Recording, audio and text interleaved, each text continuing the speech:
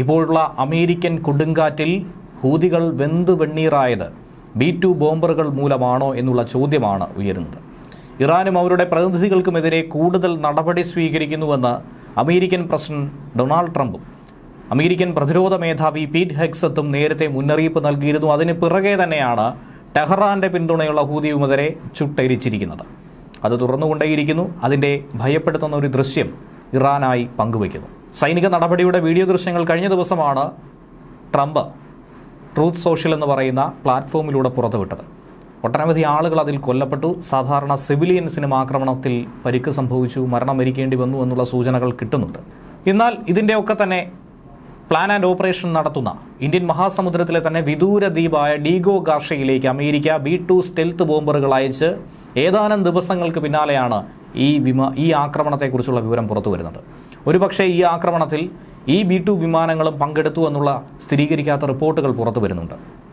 ഹൂതികൾക്കൊരു sample dose മാത്രമാണ്, അവർക്ക് നേരെ മാത്രമല്ല ഇറാനെതിരെയും വേണ്ടി വന്നാൽ പ്രയോഗിക്കാൻ വേണ്ടിയിട്ടാണ് B-2 സ്റ്റെൽത്ത് ബോംബറുകളെ ഡീഗോ ഗാർഷയിലേക്ക് കൊണ്ടുവന്നിരിക്കുന്നതെന്നാണ് അന്താരാഷ്ട്ര പ്രതിരോധ വിദഗ്ധർ പറയുന്നത്.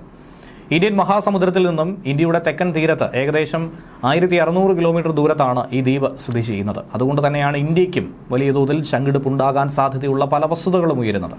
ഡീഗോ ഗാർഷയ്ക്ക് അടുത്തായിട്ടാണ് ഇറാനും സ്ഥിതി ചെയ്യുന്നത്. ഏറ്റവും കുറഞ്ഞത് 6ഓളം B-2 ബോംബർ വിമാനങ്ങൾ പെന്റഗൺ ഇന്ത്യൻ മഹാസമുദ്ര ദ്വീപിലേക്ക് അയച്ചുവെന്നാണ് മനസ്സിലാക്കാൻ കഴിയുന്നത്. പശ്ചിമേഷ്യയിൽ സംഘർഷം രൂക്ഷമാകുമ്പോഴാണ് ഇറാന് സന്ദേശം നൽകുന്ന രീതിയിൽ, ഒരു താക്കീത് നൽകുന്ന രീതിയിൽ ഇങ്ങനെ ഒരു നീക്കം നടത്തിയിരിക്കുന്നത്. ആകാശത്തിലെ ഭൂതങ്ങളെന്നാണ് കൊടിയ നാശം വിതയ്ക്കുന്ന B-2 സ്റ്റെൽത്ത് ബോംബറുകളെ വിളിക്കുന്നത്. ചൊവ്വാഴ്ച ദിവസമാണ് സ്വകാര്യ ഉപഗ്രഹ ഇമേജിംഗ് കമ്പനിയായിട്ടുള്ള പ്ലാനറ്റ് ലാബ്സ് ഒരു ചിത്രം പുറത്തുവിട്ടത്, സാറ്റലൈറ്റ് ചിത്രം. അതിനെക്കുറിച്ചൊക്കെ തന്നെ നേരത്തെ ചർച്ച ചെയ്തതായിരുന്നു. എന്നാൽ അതേ ദിവസം തന്നെ ഹൂതികൾക്ക് നേരെ കനത്ത ഒരു ആക്രമണം ഉണ്ടായിരിക്കുന്നു. അന്ന് പുറത്തുവിട്ട ചിത്രത്തിൽ ദ്വീപിലെ ടാർമാക്കിൽ 6ഓളം അമേരിക്കൻ ബോംബർ വിമാനങ്ങളും മറ്റുള്ളവയെ മറയ്ക്കുന്ന തരത്തിലുള്ള ഷീൽഡ് ഷെൽട്ടറുകളും കാണിക്കുന്നുണ്ട്.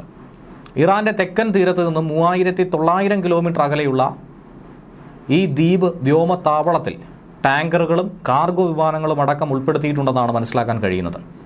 ഡീഗോ ഗാർഷയിലെ ഈ മേഖലയിൽ 6 സപ്പോർട്ട് വിമാനങ്ങളും ഞായറാഴ്ച തന്നെ പ്ലാനറ്റ് ലാബ്സ് പുറത്തുവിട്ട എയർബേസ് ഉപഗ്രഹ ചിത്രത്തിലൂടെ കാണാൻ സാധിക്കുന്നുണ്ട്. എന്നാൽ റഡാറുകളുടെ കണ്ണുകൾക്ക് കാണാൻ കഴിയാത്ത വിധത്തിലുള്ള സ്റ്റെൽത്ത് ബോംബറുകളെ ഇവിടെ ഒളിപ്പിച്ചിട്ടുണ്ട് എന്ന് അന്താരാഷ്ട്ര മാധ്യമങ്ങളും ചൂണ്ടിക്കാണിക്കുന്നുണ്ട്.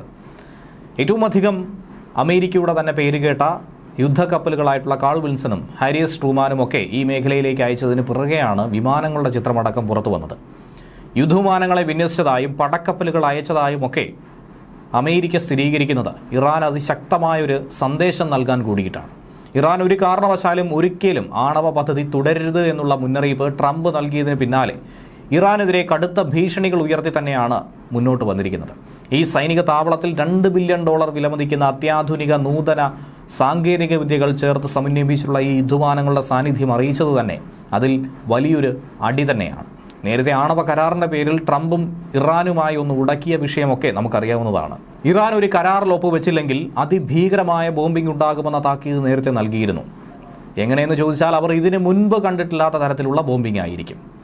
B-2 വിമാനങ്ങളെക്കുറിച്ച് നേരിട്ട് എടുത്തു പറയാതെ തന്നെ ഈ മേഖലയിലെ അമേരിക്കയുടെ പ്രതിരോധ നില മെച്ചപ്പെടുത്താൻ വേണ്ടി അമേരിക്കൻ സൈന്യം തന്നെ കൂടുതൽ വിമാനങ്ങളെയും മറ്റ് വ്യോമ പ്രതിരോധ സംവിധാനങ്ങളെയും അയക്കുമെന്നാണ് പെന്റഗൺ വക്താവ് ഷോൺ പാർണലും സ്ഥിരീകരിച്ചിരിക്കുന്നത്. അമേരിക്കയും അവരുടെ പങ്കാളികളും പ്രാദേശിക സുരക്ഷയിൽ അങ്ങേയറ്റം പ്രതിജ്ഞാബദ്ധരാണ്. കൂടാതെ മേഖലയിൽ ഒരു കാരണവശാലും സംഘർഷം കൊണ്ടുപോകാതിരിക്കാൻ, അത് വഷളാക്കാതിരിക്കാൻ ശ്രമിക്കുന്ന നീക്കങ്ങൾ അവലംബിക്കും. എന്നാൽ അതിന് വിഘാതമായി ഏതൊരു ശക്തിയുണ്ടോ അവരോടൊക്കെ തന്നെ പ്രതികരിക്കാൻ തങ്ങൾ തയ്യാറാണെന്നാണ് പറഞ്ഞിരിക്കുന്നത്. ഈ B-2 വിമാനങ്ങളുടെ വിന്യാസം ഇറാന് സന്ദേശം മാത്രമല്ല, നിരവധി സന്ദേശങ്ങൾ അയക്കാൻ വ്യക്തമായി രൂപകൽപ്പന ചെയ്തു തന്നെയാണ്. മുൻ അമേരിക്കൻ വ്യോമസേന കേണലാണ് ഇക്കാര്യത്തെക്കുറിച്ചുള്ള സൂചനകൾ നൽകുന്നത്. യമനിൽ ഹൂതികളെ ഇനി ഒരു കാലത്തും പിന്തുണയ്ക്കരുത്, അവരെ പിന്തുണച്ചു കഴിഞ്ഞാൽ അത് അവസാനിപ്പിക്കാനുള്ളൊരു താക്കീതായും മുന്നറിയിപ്പായും ഇതിനെ നോക്കി കാണേണ്ടതുണ്ട്. പുതിയൊരു ആണവ കരാർ ആഗ്രഹിക്കുന്നു എന്നുള്ളതാണ് ട്രംപ് തന്നെ ചൂണ്ടിക്കാണിച്ചിരിക്കുന്നത്. ഇറാൻ US-ഉമായി ചർച്ചകൾ തുടങ്ങിയില്ലെങ്കിൽ നേരിട്ടോ അല്ലാതെയോ അതിൻ്റെയൊക്കെ തന്നെ അനന്തര ഫലങ്ങൾ ഇറാന്റെ ആണവായുധ പദ്ധതിയുടെ നാശമായി ഭവിക്കുമെന്നാണ് പറയുന്നത്. കഴിഞ്ഞ മാസം ഇറാനിയൻ പരമോന്നത നേതാവായിട്ടുള്ള ആയത്തുള്ള അലി ഖമേനിക്ക് അയച്ച കത്തിൽ പുതിയ ആണവ കരാറിലെത്താനോ അനന്തരഫലങ്ങൾ നേരിടാനോ ആണ് ട്രംപ് 2 മാസത്തെ സമയപരിധി നൽകിയിട്ടുള്ളത്. 2 ചോയ്സ് മാത്രം. ഒന്നുകിൽ വഴങ്ങുക, അല്ലെങ്കിൽ യുദ്ധത്തെ അഭിമുഖീകരിക്കുക.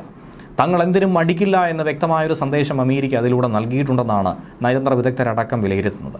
പക്ഷേ ഇറാനുമായി ഒരു യുദ്ധത്തിൽ ഏർപ്പെടാൻ അമേരിക്ക ഒട്ടും തന്നെ താല്പര്യം പ്രകടിപ്പിക്കുന്നില്ല. മറ്റ് നിർവാഹമില്ല എങ്കിൽ അതിനും മുതിർന്നേക്കും. എന്നാൽ ഇതൊക്കെ തന്നെ താക്കീതായി മാറുന്നത് ഇറാനും ഹൂതികൾക്കും മാത്രമല്ല, ചൈനയ്ക്കും റഷ്യയ്ക്കും തന്നെയാണ്. സൈനിക നീക്കങ്ങൾ അതിശക്തമാക്കുമ്പോൾ അവർക്കുള്ളൊരു മുന്നറിയിപ്പായി കൂടി ഇതിനെ നോക്കി കാണേണ്ടിയിരിക്കുന്നു. ഇൻഡോ പസഫിക് മേഖലയിൽ തങ്ങളുടെ താല്പര്യം സംരക്ഷിക്കണമെങ്കിൽ അതിലാരും തന്നെ ഇടപെടാൻ പാടില്ല. അമേരിക്കയുടെ നിർബന്ധ ബുദ്ധിയാണ്. അതിനുവേണ്ടി തന്നെയാണ് ഇറാനുമായി അടുത്തു നിൽക്കുന്ന ചൈനയ്ക്കും റഷ്യയ്ക്കും ഇത്തരത്തിലൊരു താക്കീത് കൊടുക്കാൻ കൂടി തയ്യാറാകുന്നത്. മിഡിൽ ഈസ്റ്റിലെ കാൾ വിൽസൺ കപ്പലിൻ്റെ സാന്നിധ്യം അടക്കം റഷ്യയെ സംബന്ധിച്ച് ഏറ്റവും നിർണായകമാണ്. എന്നാൽ ഇപ്പോൾ അയച്ചിരിക്കുന്ന ഈ ബോംബറുകൾ ആകെ 20 B-2 ബോംബർ വിമാനങ്ങളാണ് അമേരിക്കയ്ക്കുള്ളത്. അതുകൊണ്ട് തന്നെ ഡീഗോ ഗാർഷ്യയിലേക്ക് ഇത്രയും വലിയ വിമാനങ്ങൾ, ഒട്ടനവധി വിമാനങ്ങൾ, 6ഓളം വരുന്ന വിമാനങ്ങൾ എത്തിച്ചിരിക്കുന്നത് ഇറാനെ കൂടി ലക്ഷ്യമിട്ടതാണ് എന്ന കാര്യത്തിൽ സംശയമില്ല. ഹൂതികളെ സംബന്ധിച്ചാണെന്നുണ്ടെങ്കിൽ ഇത്രയധികം വിമാനങ്ങളുടെ ആവശ്യകതയില്ലായിരുന്നു. അതും B-2 ബോംബറുകൾ വേണ്ടി വരില്ലായിരുന്നു എന്നുള്ളത് വ്യക്തമാണ്. അതുകൊണ്ട് തന്നെ അതിൻ്റെ ഉദ്ദേശം ഇറാൻ നേതാക്കളെ ഭയപ്പെടുത്തുക, പ്രതിരോധിക്കുക എന്നുള്ളതാണ്. മാർച്ച് പകുതിയോടുകൂടിയാണ്, ഏകദേശം പറയുകയാണെങ്കിൽ 15-ാം തീയതി തന്നെയാണ് ട്രംപ് ഹൂതികൾക്കെതിരായ സൈനിക നടപടി അതിശക്തമാക്കിയത്. യമനിൽ വ്യോമാക്രമണം നടന്നതിൽ ഏറ്റവും കുറഞ്ഞത് 60ഓളം പേർ കൊല്ലപ്പെട്ടിട്ടുണ്ട്. 100-ലധികം ആളുകൾക്ക് പരിക്ക് സംഭവിച്ചിട്ടുണ്ട്. അമേരിക്കയുടെ പ്രധാന സഖ്യകക്ഷിയായിട്ടുള്ള ഇസ്രയേലിൻ്റെ ബോംബാക്രമണം അടക്കം നേരിടുന്ന ഗാസയോടുള്ള ഐക്യദാർഢ്യം തന്നെയാണ് ഹൂതി വിമതർ ഈ മേഖലയിലൂടെ ചെങ്കടലിലടക്കം കടന്നുപോകുന്ന അമേരിക്കൻ യുദ്ധക്കപ്പലുകളെയും ചരക്ക് കപ്പലുകളെയും ഭീഷണിപ്പെടുത്തുന്നത്. അവരുടെ ആക്രമണങ്ങൾ ഇപ്പോഴും തുറന്നുകൊണ്ടിരിക്കുകയാണ്. മറ്റ് നിർവാഹമില്ലാതെ അമേരിക്ക തന്നെ കളത്തിൽ ഇറങ്ങേണ്ടി വന്നത്. ഏറ്റവും സങ്കീർണമായ വ്യോമ പ്രതിരോധ സംവിധാനങ്ങളെയൊക്കെ തന്നെ മറികടന്ന് കടന്നുപോകാൻ കഴിയുന്ന അത്യാധുനിക ബോംബറുകളാണ് B-2. അതുകൊണ്ട് തന്നെയാണ് ഇവയെ ആകാശത്തിലെ പ്രേതങ്ങളെന്ന് പോലും വിളിക്കുന്നത്.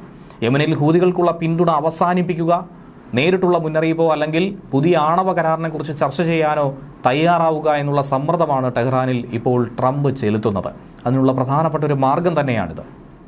ഇറാനെതിരായിട്ടുള്ള ആക്രമണം തടയാൻ വേണ്ടി സംയുക്ത താവളത്തെ ലക്ഷ്യമിടാൻ പോലും ഇറാൻ ഒരുപക്ഷെ തയ്യാറായേക്കുമെന്നാണ് മനസ്സിലാക്കാൻ കഴിയുന്നത്. ഡീഗോ ഗാർഷ്യയ്ക്കെതിരായിട്ടുള്ള ഒരു ചെറിയ ആക്രമണമെങ്കിലും ഉണ്ടാകാൻ സാധ്യതയുണ്ടെന്നും അമേരിക്ക നോക്കി കാണുന്നു. അതിൻ്റെ അനന്തരഫലങ്ങളെ ഒരിക്കലും അനുഭവിക്കാതെ തങ്ങളെ മാത്രം ആക്രമിച്ച് രക്ഷപ്പെടാൻ കഴിയില്ല എന്നാണ് ചില ഇറാനിയൻ ഉദ്യോഗസ്ഥർ പറയുന്നത്. ദ്വീപിലേക്ക് മിസൈലുകൾ തൊടുത്തുവിടുമെന്ന് ചിലർ നിർദ്ദേശിക്കുന്നുണ്ട്. എന്തെങ്കിലും ആക്രമിക്കുക എന്ന ഉദ്ദേശം മാത്രമല്ല, മറിച്ച് എല്ലാത്തിനെയും നശിച്ച് നാമാവശേഷമാക്കുക എന്നുള്ളതാണ് ലക്ഷ്യം. അമേരിക്കയ്ക്ക് ഞങ്ങൾ ഗൗരവമുള്ളവരാണെന്ന് വ്യക്തമായൊരു സന്ദേശം അയക്കാൻ ഈ ആക്രമണത്തിലൂടെ സാധിക്കുമെന്നാണ് ഇറാനിയൻ ഉദ്യോഗസ്ഥർ ദ ടെലഗ്രാഫിനോട് പറഞ്ഞിരിക്കുന്നത്. ഡീഗോ ഗാർഷ്യയുടെ വിദൂര സ്ഥാനം ശത്രു ആക്രമണത്തിന് വിധേയമാകില്ല എന്ന് ഈ അടുത്ത കാലം വരെ കരുതിയിരുന്നു. കുറച്ചുകൂടി ലളിതമായി പറഞ്ഞാൽ തിരുവനന്തപുരം ജില്ലയിൽ നിന്നും ഏകദേശം 1960 കിലോമീറ്റർ തെക്ക് പടിഞ്ഞാറ് മേഖലയിലും ടാൻസാനിയയ്ക്ക് 3500 കിലോമീറ്റർ കിഴക്ക് ഭാഗത്തും ഇന്ത്യൻ മഹാസമുദ്രത്തിൻ്റെ മധ്യഭാഗത്തുമായിട്ടാണ് ഈ ചെറുദ്വീപ് സ്ഥിതി ചെയ്യുന്നത്. ഇറാനും ഡീഗോ ഗാർഷ്യയും തമ്മിലുള്ള ഏറ്റവും കുറഞ്ഞ ദൂരം തന്നെ 3795 കിലോമീറ്ററാണ്. ഡീഗോ ഗാർഷ്യയ്ക്ക് വ്യോമത്താവളത്തിൻ്റെ ഏപ്രിലിൽ പാർക്ക് ചെയ്തിരിക്കുന്ന 6 KC-135 ടാങ്കറുകളുടെ സഹായത്തോടെ തന്നെ B-2 ബോംബർ വിമാനങ്ങളെ ഈ ദൂരത്ത് എത്താനായി സാധിക്കും. എങ്ങനെയെന്ന് ചോദിച്ചു കഴിഞ്ഞാൽ വായുവിൽ വെച്ച് തന്നെ ഇന്ധനം റീഫ്യൂവൽ ചെയ്യാനായി കഴിയുമെന്നുള്ളതാണ് മറ്റൊരു സവിശേഷത.